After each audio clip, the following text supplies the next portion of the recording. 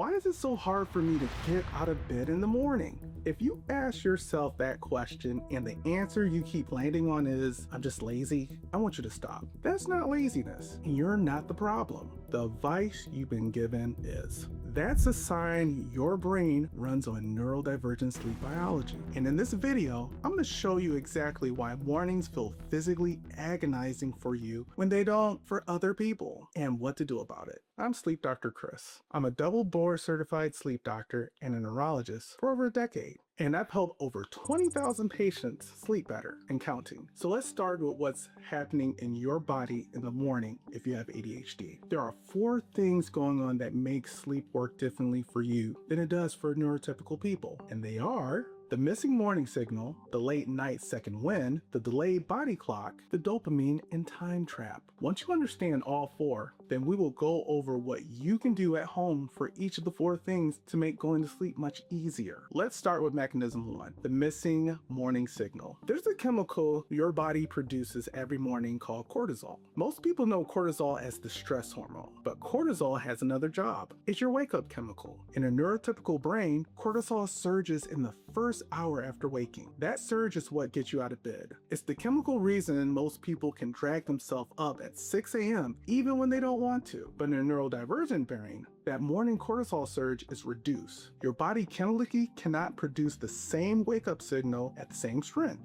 The hormone that's supposed to lift you out of bed is barely firing. That's why waking up feels physically agonizing. Your body is literally missing the chemical that's supposed to make it easy. But nobody told you that. They told you to set more alarms, to go to bed earlier, and to just try harder. It's not that simple. Your body is doing exactly what it's been built to do, just at a different time than the world wants you to do it. Mechanism 2, the late night second wind. So you know that moment around 10 or 11 p.m. when you suddenly feel awake and your brain comes alive. That's when you're most creative and you feel like you can finally get things done, but you feel guilty about it because you feel like you've been procrastinating all day. Let me tell you, it's not procrastination. In a neurotypical brain, 2 things happen in the evening. Cortisol drops and melatonin rises, which allows the body to wind down. In a neurodivergent brain, neither of those things happen on schedule. Your evening cortisol stays elevated, but your melatonin doesn't release until 11 p.m. or later, sometimes even 1 a.m. So the exact moment the rest of your world is shutting down, your body's doing the opposite. That's the second wind you're feeling. It's biology arriving on a different schedule than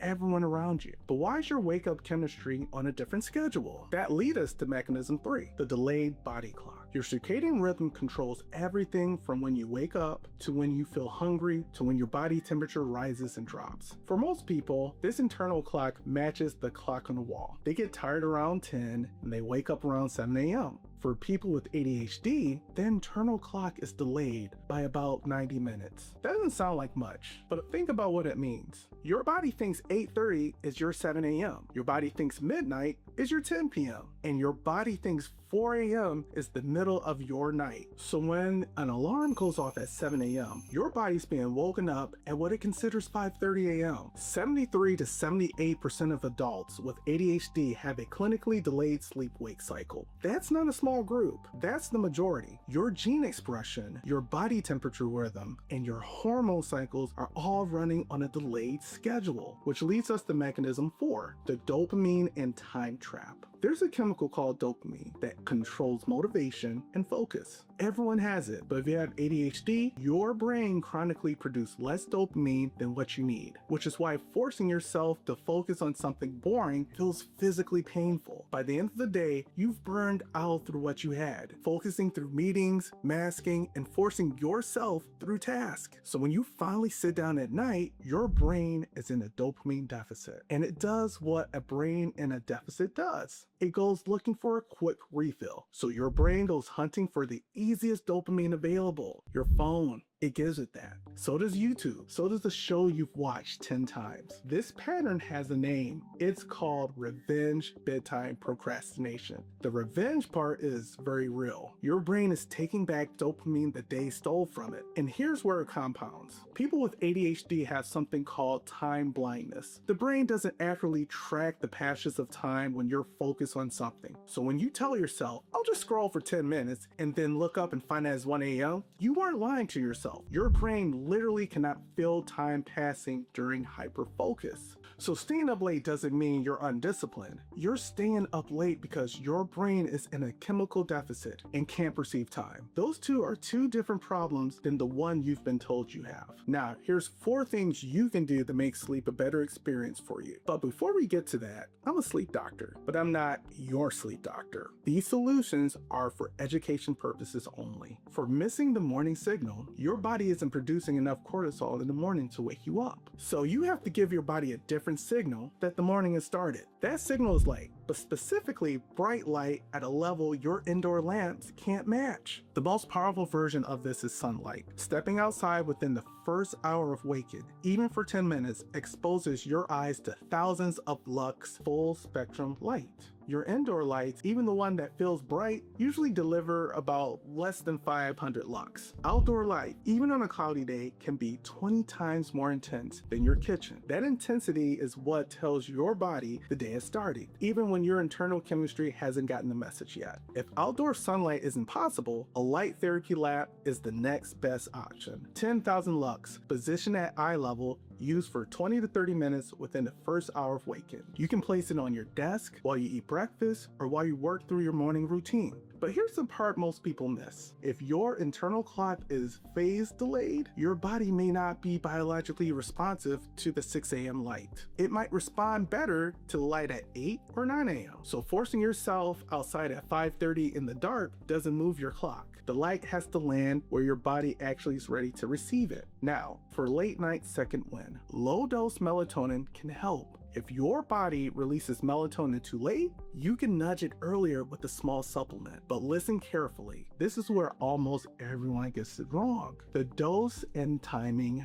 matters. The dose should be 0.5 to 1 milligram. The high dose pills most stores sell will knock you out temporarily, but it won't shift your clock. The research is clear on this. Only low dose actually moves the underlying rhythm. The timing is more counterintuitive. You don't have to take it at bedtime. You should take it 1 to 2 hours before your natural sleep time. If you naturally fall asleep at midnight, that means melatonin around 10 to 11 p.m.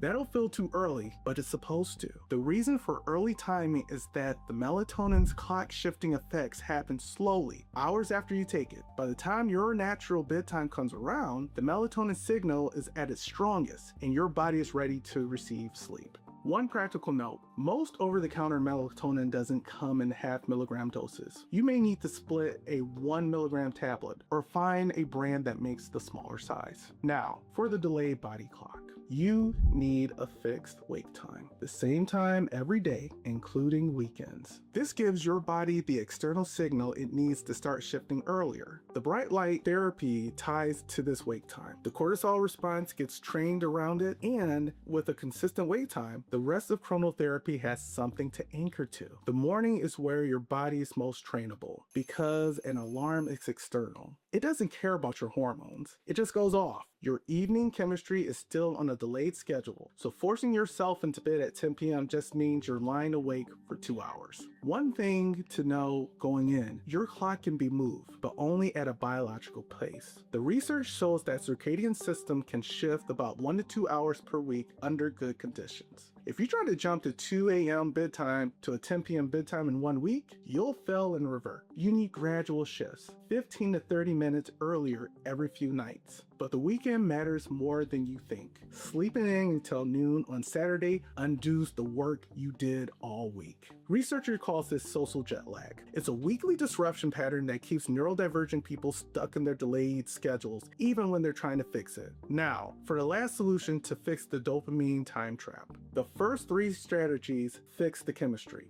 This one addresses the behavior, but not through willpower. You can't willpower your way past time blindness. 3 pieces matter here. The first is making time visible. Time blindness means your brain doesn't track minutes they pass on. So you put time in front of your face, a visual timer that shows time elapsing as a shrinking color block. You can do an alarm 30 minutes before bed, 15 minutes, or even 5 minutes before. The transition, mark externally. The third piece is preloading the decisions. Hyperfocus and time blindness means that when 11 p.m. hits, you're not capable of making good decisions about what to do next. So make them in advance. Write a shutdown checklist and tape it where you'll see it. Pre-commit to what your wind down looks like. You can even use app blockers to cut that social media at a set time. The decisions are already made before your brain has to make them. Every one of these does for what your brain can't do on its own. Track time, regulate dopamine seeking, and transition between tasks. So let's bring this back to where we started. Now, you know it's not laziness and a character flaw you need to fix. It's biology. Your morning cortisol fires late. Your evening cortisol fires when it shouldn't. Your internal clock is delayed by 90 minutes. Your dopamine deficit pulls you towards screen at night, and your brain can't track time when you're focused on something. That's a list of biological realities that needed real interventions. The good news, now you have these interventions. Bright light in the morning, low dose melatonin at the right time, and a fixed wait time, and external guardrails for the part of your brain that does not track time on their own. This isn't about trying harder, it's about treating what's actually there. My channel is here to help you sleep better, so subscribe to more videos like this, and sweet dreams.